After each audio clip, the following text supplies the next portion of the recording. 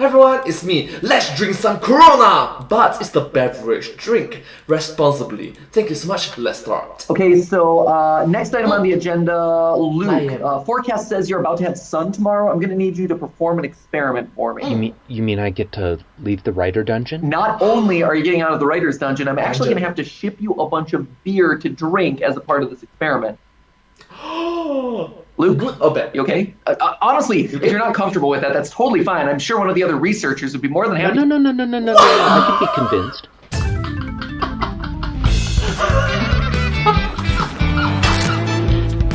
Oh my god, he's prepared. He's totally prepared. Hello, Internet! Welcome to Food Theory. Hello Internet, welcome to Food Theory. Hi. Let's start. Show that not only ruins your childhoods, we also ruin a perfectly good beer. The difference though here is that we actually try to repair the damage we caused to the beer. Your childhoods, not so much. Friends, summer's winding down, and that means that it's suddenly your last chance to crack open a cold one on a deserted beach to pretend like you're in a Corona beer commercial. But recognizing that this video came out in the year 2021, right now it's in the year 2022, so please be understanding. Thank you so much. For as idyllic as those commercials make it seem, what they conveniently fail to mention is that drinking on a sunny tropical beach is probably the single worst way to consume a beer. You see, when beer gets hit by light, the flavor starts to change. It suddenly becomes a musty, rubbery, wet cardboard kind of taste. This is scientifically known as beer with oxidation haze, or oxidation haze. Light-struck beer. Or if we're being less formal about it, skunked beer. Now, I'd say in general, beer drinkers tend to agree that it's best to keep the essence of burnt rubber out of your beverage. It's terrible! Nobody drink the beer! The beer has gone bad! Tastes like beer to me. Yeah, me too! That's great. And if you're into that sort of thing, then go ahead and do the exact opposite of everything we're about to show you in today's episode. Because today, we're using science to unskunk your beer. That's right, today's episode is gonna make my 11th grade chemistry teacher, Mrs. Chandler, so proud because I'm using science to keep your summertime buzz going. Today Okay, now that's pretty awkward. Let's keep this wholesome and family friendly. Thank you so much. We're not just preventing your beer from tasting like cardboard, we're outright reversing it. We are literally bringing your food back from the dead like some sort of lame Dr. Frankenstein. So if you thought I was gonna pass up a chance to resurrect your half-dead Heineken, your past Pabst, and your bygone Budweiser, well, you've got another thing coming. We're here to keep your last days of summer from becoming a bummer, so pull out your titration sets and let's hops to it. Now, what is titration set? I'm sorry. to reverse the process using science, we actually first have to just understand the process scientifically. So how exactly does light change the way a beer tastes? The molecule that's key in the process is called 3-methyl-bute-2-ene-1-thiol. Alright, tell me why is it. Tell me why is it. Down the comment down below. Do you know it? I'm pretty sure I don't know. But thankfully for all of us, it can also be shortened to 3-MBT. Yep, very helpful. Still don't know why it's 3-MBT starts being detectable to human taste buds at about 4 parts per trillion. So it does not take a lot of this stuff to make your beer taste bad. Now, 3-MBT isn't in beer to begin with. It actually gets produced when light hits the beer and triggers a series of reactions. I'm not going to stand here and bore you with all the full mechanisms, though if you do want to pause it right now, you can absorb it all and not Alright, stop for a moment first. Let me just... Okay, the more you know. yourself out Thank you. and find a secret message. But for the TLDR version, sunlight Wait. There's a secret message. There's a secret message. Wait. now you can absorb. Wait, I can't find a secret message. Buddy. Huh? It all I'm and sorry. knock yourself out I'm and sorry. find a secret message. But for the TLDR version, sorry, I sunlight can't find triggers a reaction between molecules present in the beer, which creates half of the skunky molecule. That molecule then attaches to a detached part in the bitter hops molecule of the beer to create the full skunky molecule, 3-MBT. When their powers combine, they ruin beer. And already we're in the process of disproving one major myth about skunked beer. It is not dependent on heat. A persistent rumor exists that beer gets skunked as it gets warmer, but science science tells us that unless you're boiling and freezing your beer, changes in temperature shouldn't be affecting the taste on a chemical level. Nope, this one is all about light. Now, beer that's left in the sun Oh my god, Death Note light. becomes warm, which is why there's a correlation between the two happening. And to be fair, heat does tend to speed up chemical reactions. But without light, the skunking shouldn't be happening in the first place. And to prove this, I let Theorist team member Luke out of his writer's dungeon. I mean, fully furnished basement that definitely has windows and everything, and is totally not a prison where I keep people to write research scripts. And let me Yep, definitely very wholesome, definitely very family friendly. Yeah, thank you, tell thank you, you, thank Luke you. was more than excited to carry out a series of what I like to call experiments. Experiments! Change it. Experiment. Experiments? It's beer.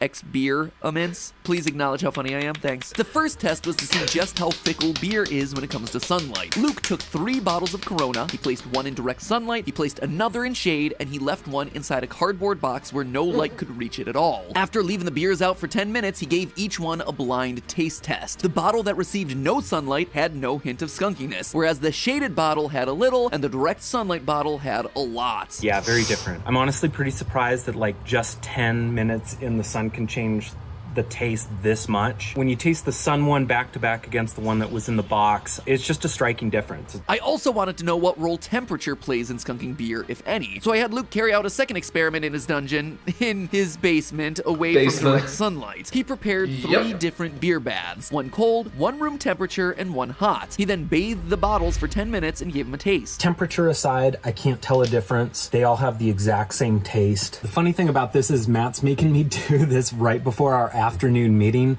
So I'm about to go into a Zoom meeting with several beers on an otherwise empty stomach. Okay, let's start the meeting, shall we? Yes. Let's be understanding. Should be fun. So Luke, how did the skunked beer experiment go? Yeah, went well. Just had a tiny sip from every beer. Definitely didn't drink all of them. Great, glad to hear it. So if you could just go and text your ex. What?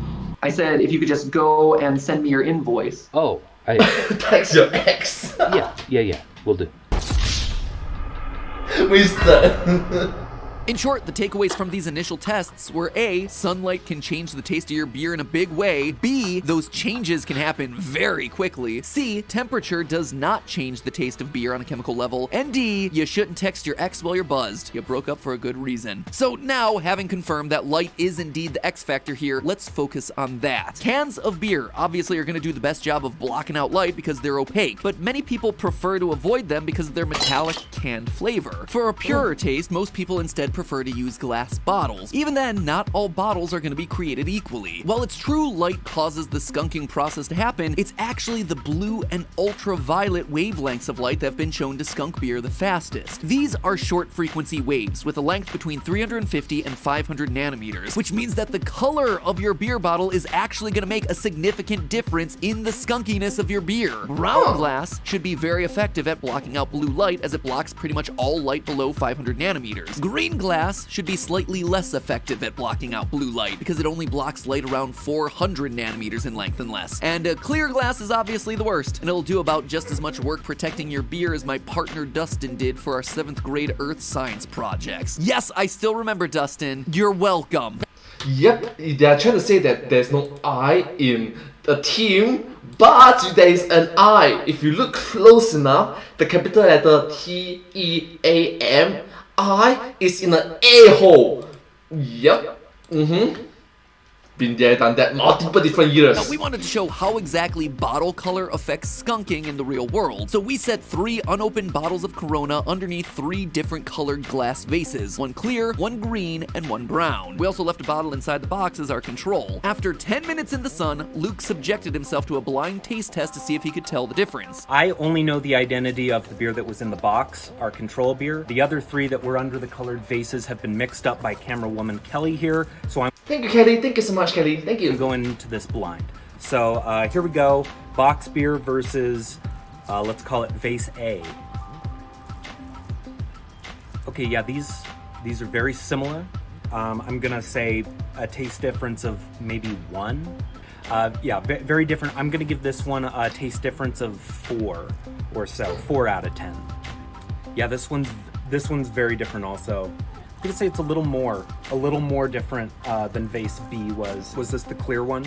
Yeah, that's the clear. Okay. So the experiment played so much, out Kelly. exactly the way that the science would say it would, except there was one little twist. Okay, so the weird thing is I've done 2 different taste tests of Light Struck Corona at this point, and both times I actually preferred the most skunked Coronas. The ones under clear glass, the ones in full sunlight, and that goes for without lime and with. I mean, it could just be a me thing, but True. You must understand that this might be individual to individual. Results may vary. I'm sorry.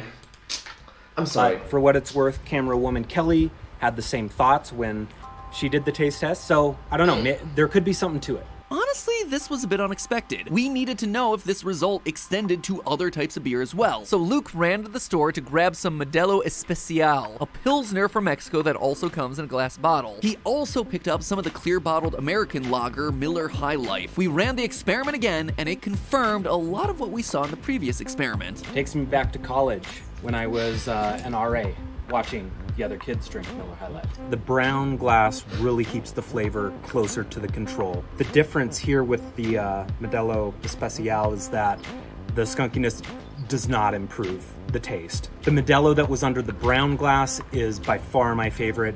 The Modelo that was under the clear glass, I wouldn't recommend. The more you know, I guess, the more you know. Yeah, same thing here with the High Life. Skunkiness is not a good thing here like it is with the Corona. So in the end, we were able to confirm what we had suspected all along, that skunked beer is generally a bad thing. But the Corona results did bring up an interesting point. To certain palates and certain beers, a bit of skunkiness can actually be a good thing, which kind of made me wonder, is Corona playing 4D chess here? On one hand, I wanted to drag them through the mud because their marketing strategy is all about drinking beer in the worst vessel and in the worst location for beer skunking. But maybe, just maybe they've designed the beer's flavor to be complemented by some skunkiness. I mean, the term Corona refers to the outermost ring of plasma on the sun, which gives it a ring-like crown, so it sure feels like they're invoking the sun in a super deliberate way. Or it could be mentioning about the unfortunate case of the global pandemic period, which is similar names. I'm sorry. Maybe they're also invoking it in the matter of their recipe. You win this round, Corona, but I've got my eyes on you. Still, the fact remains that not every beer is going to be improved by skunk. Some of your favorite summertime beverages come in packages that are downright awful for summertime enjoyment. So what's a thirsty theorist to do? He turns to science. And thanks to the Master Brewers podcast, we had heard about a way to potentially unskunk light-struck beer. You see, copper is an element that's been used in the wine bottling process for many years to help reduce hydrogen sulfides that arise because, well, it makes the wine smell like rotten eggs. Saria Brewing Company's Catherine Vila, a recent guest on the Master Brewers podcast, reasoned that since 3-MBT is a sulfur-based molecule, copper might be helpful in neutralizing the 3-MBT in beer, just like it's helpful in neutralizing the sulfides in wine. So, But having said that, please remember that this video came out in the year 2021. Right now it's in the year 2022. So some time may have passed. More research may have been done. Thank you so much for being so understanding. Thank you. the folks at Saria gave it a try, and they claim it actually reduced the skunkiness of light-struck beer, which, if true, is probably the coolest way to apply chemistry that I've personally encountered post-graduation. Come to think of it, applying chemistry didn't exactly make me the big man on campus pre-graduation either. So I had Luke emerge from his dungeon one final time to verify whether it actually worked. Now, Saria Brewing Company used copper gluconate, a dietary supplement that's safe for human consumption to render the 3-MBT tasteless. How much copper gluconate did they use? Well, they kept that info close to the vest on the podcast, but we decided to go ahead and try to figure it out for ourselves. We bribed the chair of the chemistry department at a local university and gained access to a laboratory where we performed a titration on their state-of-the-art equipment. Now, in reality, we grabbed an $8 bottle of copper gluconate supplements from GNC and did some trial and error. See, adding copper gluconate to beer was kind of a double-edged sword. More of it meant less skunky beer, but also a more metallic flavor. And hey, if we wanted our beer to taste like metal and not be skunky, well, we should have just been using cans in the first place. Eventually, we landed on 1/8 of a milligram per ounce of beer, or 1.5 milligrams of copper gluconate per bottle, as being just the right amount. It's not back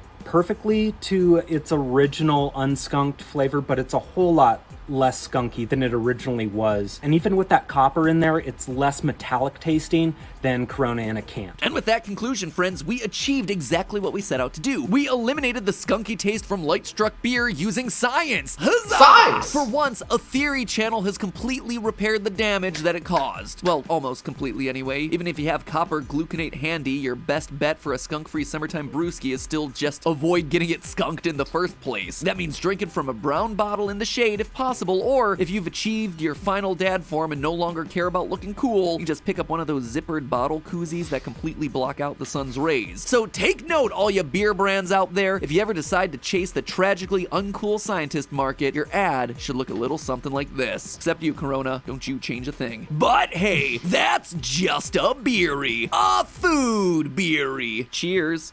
Theorists, as always, thanks for watching, and thank you for subscribing to the channel. We just crossed the 3 million mark last month, and we're now setting our sights on 4 million. We don't do too many alcohol-related episodes here on Food Theory, but since you watched all the way through to the end of this one, I can see that you have taste. That's why I'm serving you up a sophisticated suggestion, our episode on wine glass shape. They may tell you that shape doesn't matter, but it does. It really does. So go ahead, check that one out. Don't text your exes, and I'll see you all next week.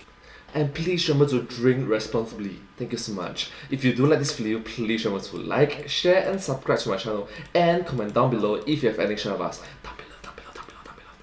Don't forget to follow my channel and hope to see you all in my next video. But hey, that's just a theory. A food theory. Bon appetit. Thank you. And I hope to see you all in my next video. Bye! Wait a minute, it should be. But hey, that's just a beery. A food beery. Bon appetit.